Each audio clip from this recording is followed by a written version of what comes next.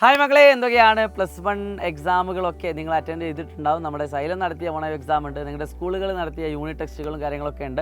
അതൊന്നുമല്ല നിങ്ങളെ ഏറ്റവും കൂടുതൽ നിങ്ങൾ കോൺഫിഡൻസ് തരുന്നതും നിങ്ങൾ ഏറ്റവും കൂടുതൽ കാത്തിരിക്കുന്നതും. നിങ്ങൾ +1 എത്തിയതിന് ശേഷം ഗവൺമെൻറ് നടത്തുന്ന ഒരു എക്സാം ഏതെന്ന് ചോദിച്ചാൽ അത് സെക്കൻഡ് ടൈം എക്സാം ആയിട്ടുള്ള ക്രിസ്മസ് എക്സാമാണ്. ആ ക്രിസ്മസ് എക്സാമിൽ ഏകദേശം 10-11ഓളം ചാപ്റ്റേഴ്സ് അല്ലെങ്കിൽ 12ഓളം ചാപ്റ്റേഴ്സ് നിങ്ങൾക്ക് +1 മാത്തമാറ്റിക്സിൽ മാത്രമായിട്ട് പഠിക്കാനുണ്ട് എന്നും നിങ്ങൾക്ക് AK സാറൊക്കെ കൃത്യമായിട്ട് ആ വീഡിയോയിൽ പറഞ്ഞു തന്നിട്ടുണ്ട്. മക്കളെ, +1 അത്രയധികം ടഫാണോ? +1 ടഫ് ആണെങ്കിൽ അതിനുള്ള റീസൺ എന്താണ്? 2 റീസണാണ് എനിക്ക് മെയിനായിട്ട് പറയാനുള്ളത്. ഞാൻ അനുഭവിച്ച 2 റീസണുകൾ എന്താണെന്ന് വെച്ചാൽ, ഒന്ന് എൻ്റർലി നമ്മുടെ സിലബസ് ചേഞ്ചാണ്.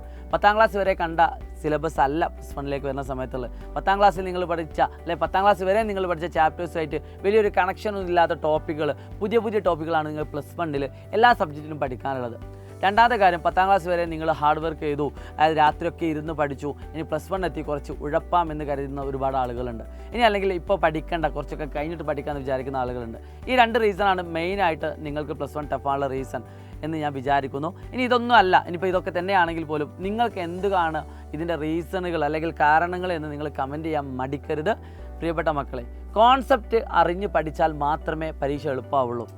ഏറ്റവും ചെറിയൊരു ഉദാഹരണം പറയുകയാണെങ്കിൽ, കഴിഞ്ഞ വർഷത്തെ +1 വിദ്യാർത്ഥികൾ പ്രീവിയസ് ഇയർ ക്വസ്റ്റ്യൻ പേപ്പറുകളും അതോടൊപ്പം തന്നെ അതിൻ്റെ അനാലിസിസും മാത്രം പഠിച്ചുകൊണ്ട് തലേ ദിവസത്തെ മാരത്തോണുകൾ മാത്രം ഫോക്കസ് ചെയ്തുകൊണ്ട് പഠിച്ച ഒരുപാട് വിദ്യാർത്ഥികളുണ്ട്.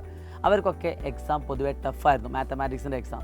എന്നാൽ ആദ്യം മുതലേ പഠിച്ച് കോൺസെപ്റ്റുകളൊക്കെ കൃത്യമായിട്ട് പഠിച്ച് മുന്നോട്ട് പോയൊരു വിദ്യാർത്ഥിക്കും ആ എക്സാം ടഫായിരുന്നില്ല.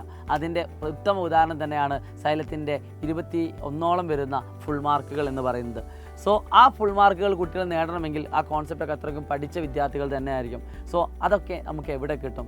അതൊക്കെ സൈലത്തിൻ്റെ അഗ്നി ബാച്ചിൽ കിട്ടും. ധൈര്യമായിട്ട് നിങ്ങൾക്ക് താഴെ നമ്പറിൽ വിളിച്ചുകൊണ്ട് നിങ്ങൾക്ക് ജോയിൻ ചെയ്യാൻ പറ്റുന്ന ഏറ്റവും മികച്ച, കേരളത്തിൽ തന്നെ ഏറ്റവും ക്വാളിറ്റിയുള്ള, ഏറ്റവും കുറഞ്ഞ ഫീസിൽ നിങ്ങൾക്ക് ലഭിക്കുന്ന ഒരേ ഒരു ബാച്ച് അത് സൈലത്തിൻ്റെ അഗ്നി ബാച്ചാണ്. അതിൽ യാതൊരു സംശയവുമില്ല. അപ്പോൾ നിങ്ങൾ എല്ലാ ഫ്രണ്ട്സിനും അയച്ചു കൊടുക്കുക, ഏറ്റവും ക്വാളിറ്റിയുള്ള ക്ലാസ് നിങ്ങൾ കേൾക്കുക. ഇനി അഗ്നി ബാച്ചിൽ ഓൾറെഡി കുട്ടികളാണെങ്കിൽ അവർക്ക് എന്താണ് അഗ്നി ബാച്ചിനെ പറ്റി പറയാനുള്ളതെന്ന് ഒരു കമൻറ്റായിട്ട് രേഖപ്പെടുത്തുക. It's me Shahid Ramsar, Xylem learning. By.